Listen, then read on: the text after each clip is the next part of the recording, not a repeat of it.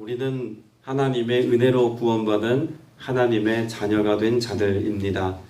하나님께서 우리에게 그 은혜를 베푸시기까지 예수 그리스도를 통한 구원의 은혜는 또다시 제가 부연 설명하지 않아도 우리가 이미 잘 알고 있는 은혜의 영역입니다. 이 은혜를 우리가 누리기까지 주님이 행하신 십자가 사건과 또 구원 역사를 우리는 너무나 가볍게 여기고 또 혹은 가볍게 다루며 살아갈 수 있다는 가능성을 우리 스스로가 한번 진단해 볼 필요가 있을 겁니다. 왜냐하면 예수 그리스도께서 베푸신 이 구원의 역사를 너무 당연하게 여긴 나머지 또 우리가 이미 누리고 있는 또 하나님의 은혜의 영역으로 여긴 나머지 행하신 그 구원의 역사에 대한 감격과 기쁨과 그 즐거움과 소망의 찬양을 우리가 종종 잃어버린 채로 여전히 우울하고 여전히 답답하고 여전히 죄인인 것처럼 살아가는 우리의 모습을 종종 발견할 수 있기 때문에 그렇습니다. 예수 그리스도께서 우리를 위하여 이루신 죄사함의 은혜, 여러분 이것은 자격 없는 우리가 하나님 앞에 나아갈 수 있는 그 길을 열어놓으신 은혜의 사건이고, 이것을 통해서 우리는 하나님 안에서 하나님께서 우리에게 주기를 가장 기뻐하시고 좋아하시는 것들로 늘 삶에 공급받을 수 있는 자격이 부여되었다는 것, 여러분 이것이 우리에게 놀라운 사실이고 축복인 것을 믿고 살아가는 여러분 되시길 축복합니다. 창세기 말씀은 요셉의 가족 이야기로 끝이 나는 것처럼 보입니다. 그러나 이 창세기 말씀의 마지막 부분은 요셉에 관한 이야기이기만 한 것이 아니라 하나님께서 우리에게 베푸신 구원 역사를, 또 죄의 문제를 다루시기까지 우리에게 베푸신 하나님의 은혜가 무엇인지를 마지막으로 다시 한번 설명해 주고 있는 내용들로 가득합니다. 특별히 오늘 44장의 내용은 그런 우리를 향한 하나님의 구원과 은혜가 얼마나 큰지를 다시 한번 확인해 주는 장이라고 말할 수 있을 겁니다. 44장의 내용을 보기 전에 43장 34절 말씀, 44장 1절 그 위에 있는 말씀이죠. 우리 마지막 43장 마지막 절을 같이 한번 읽어봅니다. 시작. 요셉이 자기 음식을 그들에게 주되 베냐민에게는 다른 사람보다 5배나 주매 그들이 마시며 요셉과 함께 즐거워하였더라.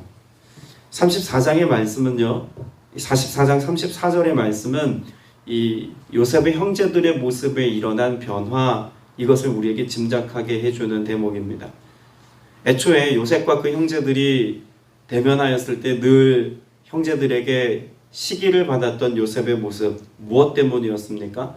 아버지의 편애죠.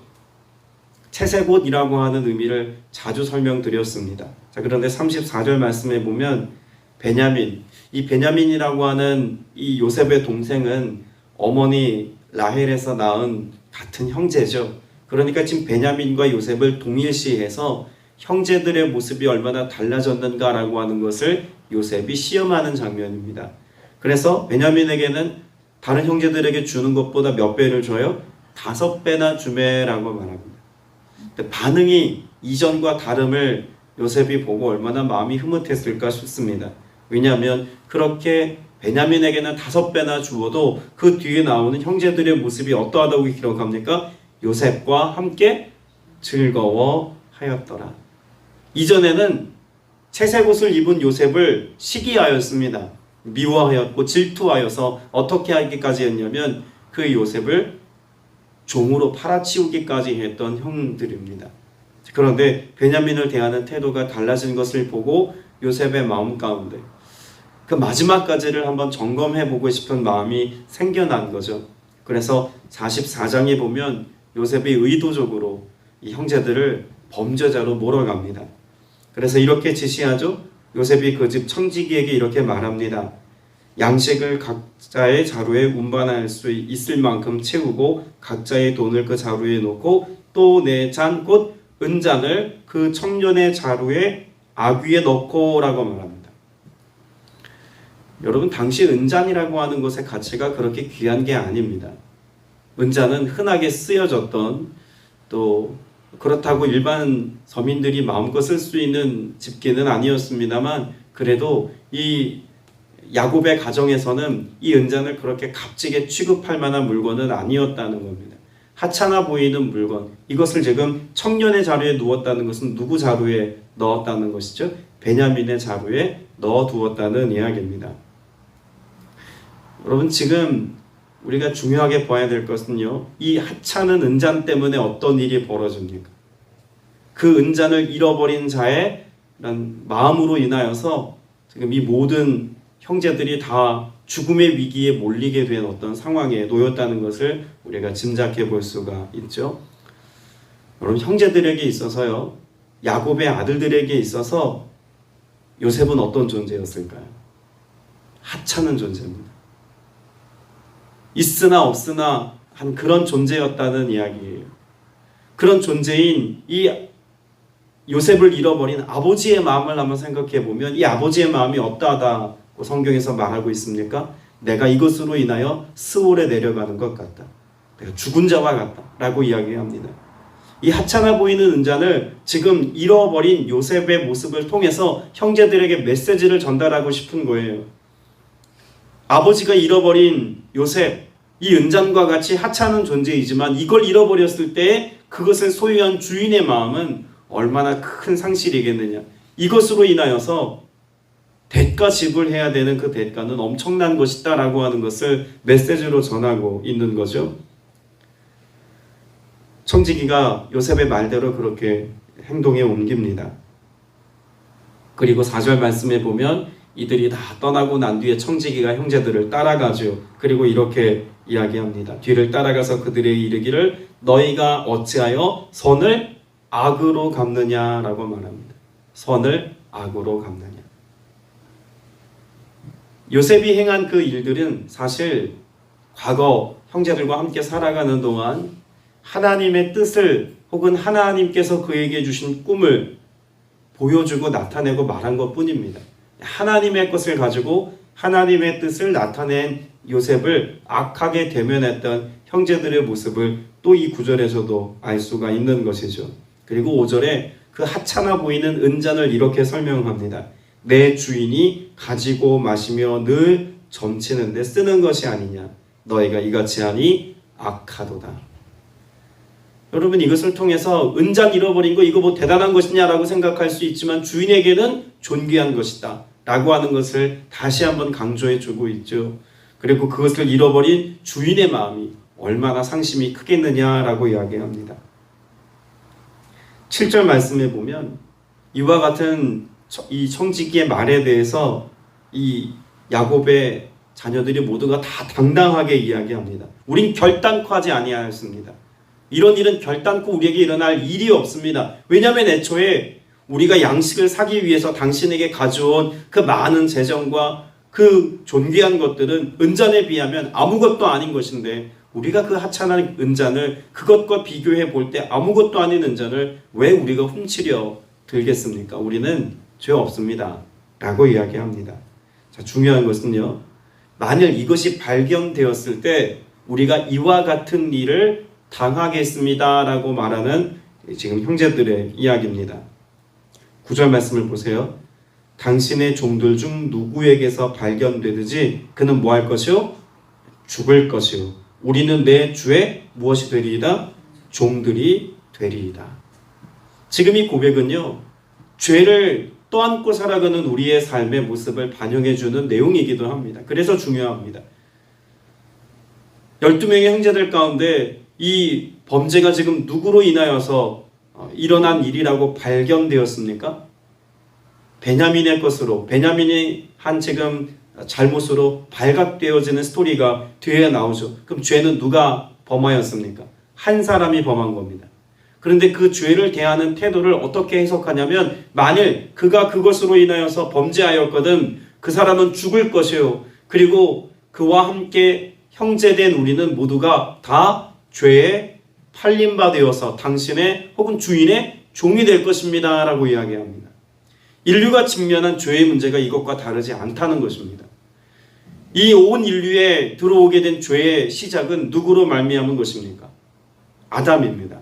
물론 하와가 시작했습니다만 성경은 아담의 범죄라고 정의합니다. 그 아담으로 인하여서 이 땅에 죄가 들어왔습니다. 그 한 사람의 범죄죠. 그런데 그 범죄함을 시작으로 인하여서 인류가 직면하게 된 것은 결국 아담은 어떻게 됩니까? 에덴에서 쫓겨나 실낙원의 삶을 살게 되어지고 그 결과로 죽음에 이르게 되었습니다. 죽음과 상관없었던 인생이 결국 죽음에 이르게 되었죠. 그리고 그의 후손들, 아담의 계보를 따르는 모든 후손들은 다 어떻게 되었습니까? 죽음과 함께 죄의 종이 되어 살아가는 신세로 전락하게 되었다라고 하는 것을 단적으로 보여주는 내용입니다. 여러분, 이것이 죄를 떠안고 살아가는 인류가 갖고 있는 숙제이자 죄를 대면한 인생의 모습이기도 합니다. 하나님의 관점은 어떨까요? 재밌는 것은요, 그렇게 고백하고 있는 이 형제들의 고백에 대해서 청지기가 요셉의 말을 전달합니다. 요셉은 그 죄를 범한 자에 대해서 어떻게 하겠다고 말하고 있습니까? 10절 말씀을 보겠습니다. 그가 이르되 그러면 너희의 말과 같이 하리라. 그것이 누구에게서든지 발견되면 그는 내게 종이 될 것이요 너희는 죄가 없으리라. 여러분, 그 한 사람에 대한 태도가 지금 이 형제들이 고백하는 말과 청지기가 하는 말이 다르죠. 그 한 사람에게 책임 묻겠다는 겁니다. 오직 죄의 문제는 한 사람에게만 묻겠다는 겁니다. 그리고 그 한 사람이 죄값을 지불하면 어떻게 하겠다는 것일까요? 나머지는 너희는 죄가 없으리라입니다. 베냐민 한 사람의 죄를 한 사람의 죄의 대가로 묻고 그리고 나머지는 그것과 무관하게 여기겠다는 것. 이것은 우리 인류가 직면하고 있는 죄에 대해서 그 모든 죄값을 한 사람에게 지우겠다는 하나님의 시선을 반영한 것이기도 합니다. 그래서 누가 이 땅에 오신 것입니까? 죄를 담당하실 그 한 사람, 죄 없으신 그분이 이 땅 가운데 오셔서 우리의 죄를 대신 담당하십니다.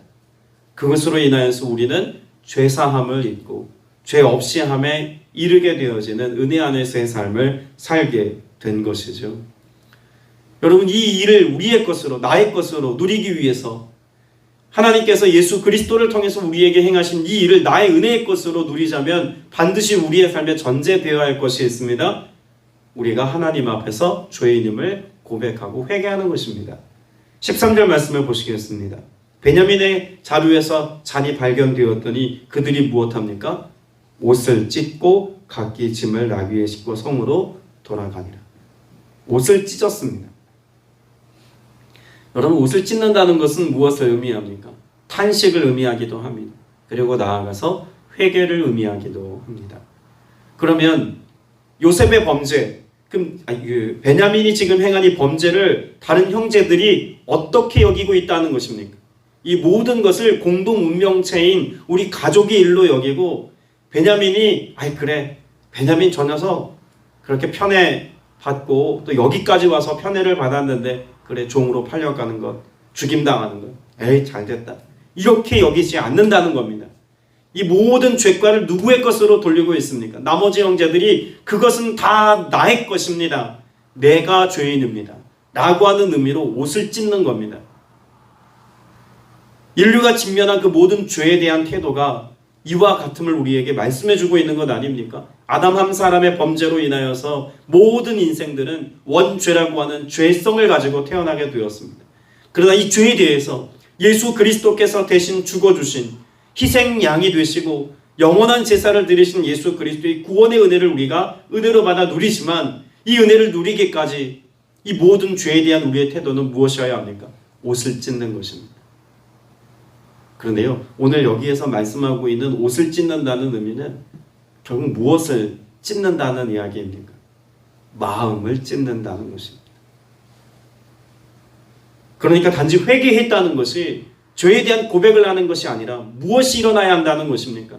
우리의 마음이 찢겨져야 합니다. 그래서 그 찢겨진 마음을 가지고 주님 앞에 나아가는 거예요. 깨어진 마음 가지고 나아가는 것입니다. 그 마음 가지고 나아갈 때 주님께서 우리를 보시고 용서하시고 어떤 은혜까지를 베푸십니까? 그 찢겨진 마음 그대로 내버려 두는 것이 아니라 새로운 마음을 우리 안에 허락하셔서 창조의 역사가 내 안에 일어나도록 그렇게 하나님은 일하시고 그 새로워진 우리의 삶에 임재하셔서 하나님의 자녀 권세를 누리며 살게 하시는 은혜가 있는 것이죠. 어쨌든 그 시작은 옷을 찢는 것입니다. 오늘 이 하루도 오늘 저와 여러분의 삶에 하나님께서 베푸신 이 은혜를 누리기까지 얼마나 큰 자비와 사랑을 경험하였는지 이 감격과 감사를 가지고 오늘을 살 수 있게 되시기를 주님의 이름으로 축복합니다. 여러분, 여기서 우리는 또 한 사람을 발견해야 되는데, 이런 하나님의 구원 역사를 이루기까지 유다라고 하는 한 인물이 형제들 가운데 네 번째 자녀죠. 야곱의 네 번째 아들, 이 유다가 어떤 일을 하고 어떤 모습으로 나서는지를 우리가 볼 필요가 있습니다. 자, 베냐민의 일을 자신의 일로 여기는 유다가 18절에 이렇게 이야기하죠. 유다가 그에게 가까이 가서 이르되 내 주여 원하건대 당신의 종에게 내 주의 귀에 한 말씀을 아뢰게 하소서. 주의 종에게 노하지 마소서. 주는 바로와 같으심이니. 자, 그러면 지금 유다가 요셉 앞에 있는데 지금 어떤 모습으로 서 있다는 것입니까? 그런 바로라고 하는 어떤 그런 이방의 왕을 이야기하는 것만이 아니라 전체적인 그림으로 볼 때 심판의 자리에 서 있는 인간의 모습을 그려내고 있는 것이죠. 죄에 대하여서 심판의 자리에 지금 형제들이 쭉 다 서 있습니다. 그 11명의 형제가 함께 서 있는데 유다가 나서서 뭐 하는 것입니까? 아버지하고 언약한 게 있죠. 내가 담보가 되겠습니다라고 했던 날이 있습니다. 그래서 그 담보가 된 것을 지금 스스로 해결하기 위해서 33절에 지금 이렇게 고백을 하는 것입니다. 18절에 그렇게 엎드려 있는 유다가 요셉에게 이야기하는 거죠. 이제 주의 종으로 이 아이를 뭐하여? 대신하여 머물러 있어. 내 주의 종이 되게 하시고 그 아이는 그의 형제들과 함께 올려보내소서. 우리가 주목할 것은 대신하여 머물러 있어입니다. 대신하여. 모든 형제들의 죄를 내가 다 담당하겠습니다 라고 말하는 이 유다의 고백은 누구의 고백을 닮았습니까? 예수 그리스도의 고백을 닮았습니다. 여러분, 예수님의 계보를 따라가면 예수님은 누구 자손이죠? 유다 지파죠. 유다의 고백은 단지 유다 한 사람의 고백으로 끝나는 것이 아닙니다. 그 유다의 계보를 따라 이 땅에 오신 예수 그리스도를 통한 우리를 구속하시고 구원하시고자 하시는 주님의 마음이 오늘 이 33절 말씀에 고스란히 담겨 있다고 말할 수 있을 겁니다. 이 아이를 대신하여. 누굴 대신하는 겁니까? 나를 대신하여. 우리를 대신하여. 예수 그리스도께서 십자가에 달려 죽으셨습니다. 죄 없으신 그분이 마치 죄가 되어주셔서 종으로 팔린 바와 같이 우리를 대신하여서 고난당하셨고 우리를 대신하여 십자가에 죽으셨고 그래서 우리를 위하여 어떻게 하셨습니까? 여기 보면 대신하여 머물러 있어라고 말하죠. 예수님께서는 그 죽으시고 난 이후에 3일을 무덤에 머물러 계십니다. 그러나 예수님의 그런 머무름은 거기서 끝이 나는 것이 아니죠. 부활의 영광스러움으로 다시 사셔서 영원한 생명이 되시고 온 인류의 구원자가 되어주셨습니다. 오늘 우리에게 말하려고 하는 메시지, 요셉의 스토리를 통해서 우리에게 말씀하려고 하는 것은 야곱의 가문에 일어난 하나님의 구원 역사를 통해서 우리의 모든 죄를 상하신 예수 그리스도의 오심의 이유와 그가 행하신 그 놀라운 구원 역사까지를 우리에게 보여주고 계신 것입니다. 그러면 마지막으로 볼 것은요, 이런 예수 그리스도의 구원 역사를 이야기해주는 이 유다의 고백 속에서 하나님 아버지의 마음을 우리는 볼 수 있다는 것도 놀라운 사실입니다. 자, 34절에 보면 그 아이가 나와 함께 가지 아니하면 내가 어찌 내 아버지에게로 올라갈 수 있으리까? 두렵건대 제 해가 내 아버지에게 미침을 보리이다. 자, 그러면 유다가 지금 모든 형제들의 생명을 대신해서, 특별히 베냐민의 생명을 대신해서 자신이 나선 이유는 무엇 때문입니까? 이 아이를 아버지께로 돌려보내지 않으면 아버지가 죽습니다입니다.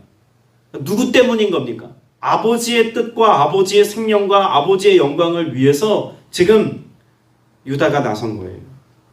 여러분, 예수님께서 이 땅 가운데 오셔서 우리를 위해서 대신 십자가 지신 것도 무엇 때문입니까? 물론 우리 한 사람 한 사람의 영혼을 구원하시고자 하시는 하나님의 구원 계획을 성취하신 예수 그리스도의 사역입니다. 그러나 그것은 무엇을 보여주냐면 나와 하나님과 하나가 되어서 연결되어 있어서 그 생명이 연결되어져 있어서 죄의 문제를 해결받지 못한 채로 살아가는 우리를 대하시는 아버지의 마음이, 그 하나님의 마음이 죽을 것과 같다는 것을 지금 우리에게 잘 보여주고 있는 대목인 거죠. 그래서 예수님께서 우리를 대신하여 죽으셔야만 했다는 것입니다. 하나님 아버지의 마음이 죄의 문제를 해결받지 못한 채 살아가는 우리 인생들을 바라보는 이 마음이 야곱의 마음과 동일하다는 이야기죠. 그래서 지금 유다가 이 문제를 해결하기 위해서 대신 자신의 생명을 담보물로 내어놓은 것입니다. 우리 입장에서는 하나님의 구원이 우리를 향한 하나님의 놀라운 구원 역사이고 놀라운 자비와 은혜의 사건이지만, 하나님의 관점에서 보자면 하나님의 아픔입니다. 죽을 것 같은 하나님의 마음인 것입니다. 하나님이 누구 때문에 아파하십니까?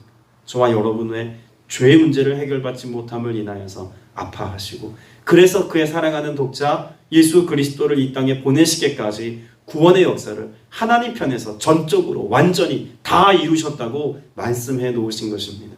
자격 없는 우리를 구원하신 그런 하나님의 은혜는 하나님과 나의 생명이 하나로 연결되어져 있는 한 몸, 한 생명체라고 여겨주셨기 때문에 가능한 일이었다는 것입니다. 그럼 결국 하나님께서 오늘 우리의 삶에도 이루기를 원하는 것이 있다면 무엇일까요? 우리에게 왜 자비를 베푸시고 죄의 문제를 해결하시고 우리의 삶에 하나님의 생명을 주기를 원하실까요? 하나님과 연합하여 하나 되게 하시기 위한 것이 목적입니다. 그래서 예수 그리스도께서 오셔서 이 땅 가운데서 죄의 문제를 청산하시고 십자가에 죽으신 것으로 끝난 것이 아니라 약속하신 성령으로 세례를 베풀어 우리로 하여금 하나님의 거룩한 성전 되어서 우리와 연합하여 하나인 것처럼 사신 이유가 거기에 있습니다. 한 몸 되게 하시려고, 하나 되어 살게 하시려고. 그래서 오늘 우리가 또 예배하고 기도하고 주님의 은혜를 구하는 것 아니겠습니까? 우리의 기도의 초점과 우리 신앙의 관심이 여기에 있어야 합니다.